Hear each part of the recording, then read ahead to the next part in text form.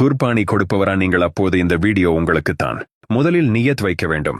குர்பானி கொடுப்பவர் துல்ஹஜ் பிறை பார்த்தது முதல் குர்பானி கொடுத்து முடியும் வரை தமது முடிகளையோ நகங்களையோ களைய வேண்டாம். அறுக்கும்போது ஓதும் துவா பிஸ்மில்லா சொல்லி தக்பீர் கூற வேண்டும். மேலும் வஜஹித்தும் நபி ஸல்லல்லாஹு அலைஹி வஸல்லம் அவர்கள் மீது ஸலவாத்தும் சொல்வது. அறுத்த பின்பு அல்லாம ஹாதா மின்கவ இலைக்க ஃபதகப்பல் மின்னி என்று ஓத வேண்டும். அறுக்கும் முறை முதலில் நிய்யத் வைத்துக் கொள்ள வேண்டும். அறுப்பவர் கிப்லாவை முன்னோக்கியவாறு நிற்க வேண்டும். பிராணியை கிப்லாவை முன்னோக்கிவாறு படுக்க வைக்க வேண்டும். அறுக்கும் முன்பு பிராணிக்கு நீர் புகட்ட வேண்டும். நல்ல கூரான கத்தியால் அறுக்க வேண்டும்.